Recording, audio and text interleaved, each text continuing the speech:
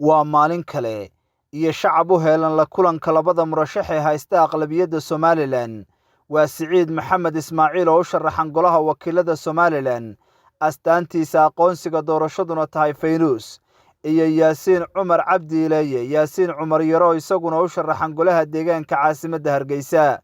astaantiisuna tahay 317 labadan murashax oo ka sharaxan xisbiga mucaaradka ee wadani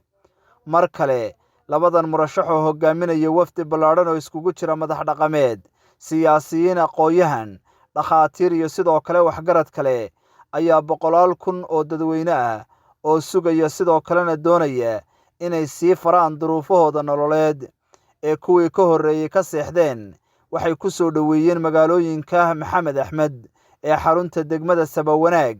degmada Cali Aadan oo habeenkii koobaad ee Ciidul Fidriga wafdigu u hoyday isla markaasina digtoorka caanka ah ee Cabdiraxmaan Awkombe oo wafdiga murashaxiinta ka mid ahaa oo shacabka degmada Cali Aadan u sameeyay duco Ciidul Fidriga awgeed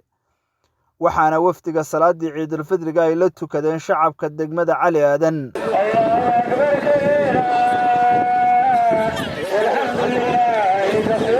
galabnimadii ciidda wafdiga ayaa u soo guureeyay magaalooyinka Baraagaha Roobla Cali Balli Siciid tuulada Daarasalaam Labi Sagaale Balli Ugaadh iyo Dabe Gorayaale oo caawa wafdigu ku nagaaday guud ahaan deegaanada aanu soo marnay waxay labada murashax ka dalbanayeen inay wax ka qabtaan duruufaha nololeed sida waxbarashada biyaha caafimaadka iyo nolosha kale ee asaasiga kuwaasi oo ay gabeen madaxda xilka haysa taasi beddelkeeda waxay shacabku ballan qaadayeen inay codkooda siinayaan Yaasiin iyo sidoo kale Siciid qaar ka mid ah wafdiga murashaxiinta ayaa madasha soo dhaweynaha kala duwan ee shacabku u sameeyeen ka hadlay halkan waan arkaysaan oo 15 gaadhay wafdi ka badan baan ku maraynaa uqaashi iyo salaadiintii iyo culimadii iyo dhakhaatiirtii iyo ganacsatadii waan ku maraynaa waxay indhagooyaan u beelka gooyaan kuwa kale soo marayaan waxay cidda la socotaan eega labada nin reer ku duceeyay cidda la socotana eega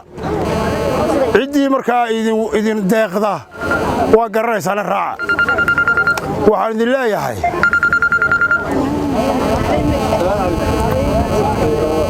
weligeen maanu dhicin qaar baaba ka xanaaqoy ugu yidhi Suldaan maxaad ka celcelinaysaa qaasimu dhicin weligiiba ugu yidhaahdeen qaasi weligii muu dhicin maxaad kaga celcelinaysaa bay ugu yidhahdeen waxaad u jeeddaa soo maaha bay yidhaahdeen qaar kala dhici jiray maynu dhicin maantana dhici mayno dhinaciina unbaa loo baahan yahay inaad cidda inaga ilaalisaan oo u codaysaan labadaa musharaxiin Siciid iyo Yaasiin baa la doonayaa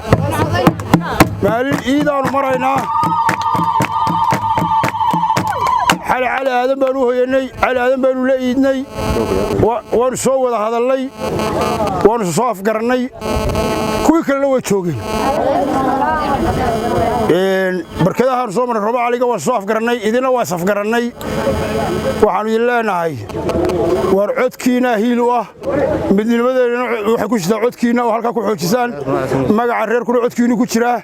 waxa inoo ballana maalinta codka Soomaaliya waxa jira shimbir maalin bay dalqaado maalintii waa la gubtay maalin baa reer Siciid waa dhacayaan looran horta aniga magacayga waxa la yiraahdaa in badan baa xildhibaan la lahayo Ali Imaan Xasan baa la yiraahdaa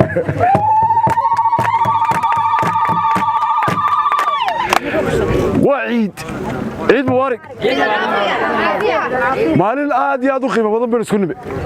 maalintii maanta ay xigtay halkan aanu hoyanay si wanaagsan oo qurux badan baan noo soo dhaweeyay maantana si wanaagsan oo qurux badan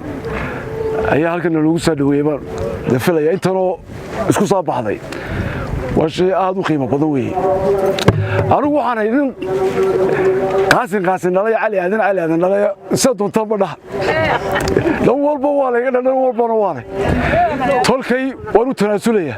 waan u tanaasuli karaa waan u tanaasulay waayo maanta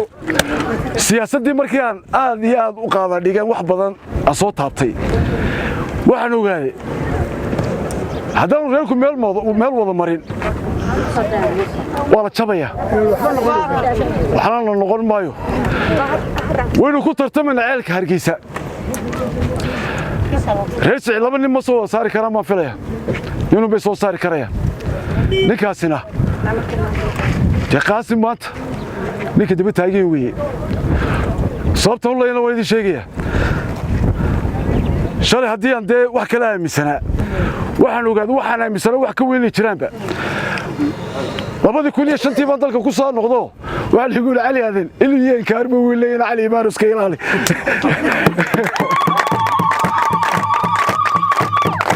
inuu yahay kaarta cali aadan ay horta maanta salaankii soo ritay horta kursigu marka u horeyso waa kursi qaasine reer quri waxba ma doorto sababtoo ah waxa weeyaan 10,000 ama 9,000 ama 8,000 buu ku soo baxaya qofku de kama badninba inteena codaynaysa marka u horeyso qaasin intaaba kama badna kuwa ka yar baynu dirqi inuu xoog waxaan ku soo saaray dirqi ninun bay naga dambeeyay baa la yiri inagoo waliba lagu celcelinayo maantana waxa la go'aansaday qaasin waa kii isugu tagay halkii ducadii waxa la yiri maxaynu soo saari karaa laba nin waxay soo sharaxay horta 7 soo fadhiistay halka 7 nin oo musharaxiina waxa laga bilaabay waariyaa loo duceeyaa tanaasinayo iska tagayo loo duceeyaa intii kale dham way tagtay 3 nin baa soo hadhay waa labada reer Siciide ilmaadeerka ah iyo Cumar Yare isaga meel gooni ah kursiga dawladda hoos u hayo cid kuma haysan labadeena kursi ka dhaxeeyay 12 wadaadna nin gudidaana waxa lagu dhaariyay cadaalad inay u qaadaan markay u liidato waa loo qori tuurina oo wallaahi waxaanu jecleen waliba inuu isagu helo oo Ilaahay ugu ogi muusugine 12 buu ka kacay Mustafa waa kaylayna bal cid walba weydiiya aamini ma yabuuri intaasoo islaam oo gudiyo Turkiya haddana meel ugama kicina iyagu wax ka doonaya Soomaa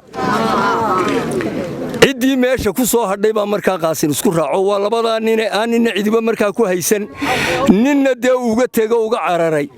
ayaa qaasin isugu dhacay isku raacay oo loogu duceeyay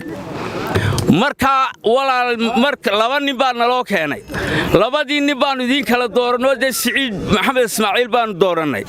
bini'aadankuna cidun buu dooran lahaa marka qaasin idin heelayay in reer Siciid kala baxo uu hadal yiraaho miyay qaasin qabataa ma qabato marka ay miyaanay markii koowaad ee baarlamaanka la idin doortay weeyaan hadaa qaasin maanta khasaaraysaan miyaanay waligeedba khasaarahaas jireyn haddaba boodhka arrinta ka tumo qofkii wax niyadda ku hayebaha ka saaro isla markaana faynuuska wada garanaysaan iyo 317 ha loo codeeyo dhaarta anagu waanu oofilaynaa wixii loon tolka ugu dhaaranay ayaan fulinaynaa idinkaanu idin soo dhaarano mas'uul laga dhigo koofiyada iyo ciidamada noo dhiibay idinkaana soo diray hawshiinii baan ku soo dhaaran waxa halka ka muuqata hadii la idin yiri cid bay nacabiin ina shiraaqlaana nabcayn ina Ismaaciil Xasan baana nabcayn ina Axmed Daaraana nabcayn war 10 nin qaasi meesha ma gelin karaa waxa inoo ballana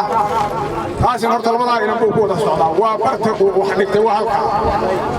cidii meel kale ka shaqaysaa waxay ka shaqaysay inuu qaasin dhaco intuu doonaha noqdo anigayga idinla hadlaya xitaa hadduu noqdo anigu haddaan dabagoroyaal lahay labadan dib soo saaray dabagoroyaal haddaan labada murashax ee Siciid Sokeeye iyo Yaasiin Cumar Yare ayaa dhankooda ka dareen celiyay baahiyaha shacabkaasi ay ka qabaan duruufaha nololeed iyagoo sidoo kalena dhankooda ballan qaaday inay wax ka qaban doonaan waayaha nololeed ee shacabkaasi haysta MCH ka qabyada ah insha Allah wixii laga qaban karo insha Allah hadii la halka nageeyo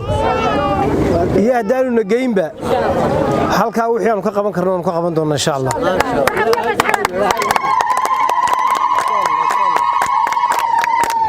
waa ogtiino wax yaroo la isu geegeeyo ama adugu bixi anigu aan bixiyo kana ha bixiyo waxaan isu geeynin baa horta wax lagu noqdaa haddeenaan inagu isu calool furnaanin oo aan qalbiyadeena isu furnaanin waxbay noo hagaagi maayaan waxa la yidhi wixii umusha u dana ayaa ilmahana u dana wixii dadka labi sagaal ku dhaqan u dana ayaa idinkana ayaa magaaladana u dana marka waxaan uga socdaataa cid kale idinkaa isaga dhow annagu waxaanu idin leenahay in badan baanu idiin nimi abaartii aynu soo marnay waa garanaynaa nimcaa ka dambaysay sow maaha alxamdulilah dhah alxamdulilah rabbilcaalamiin aynu nidhaahno haddii marka abaartu dhacdo nidhaahno ilaahay oo naga soo jebi waa inay ku xigtaa alxamdulilah rabbilcaalamiin waxaynu rabnaa inaynu isku duubnaanno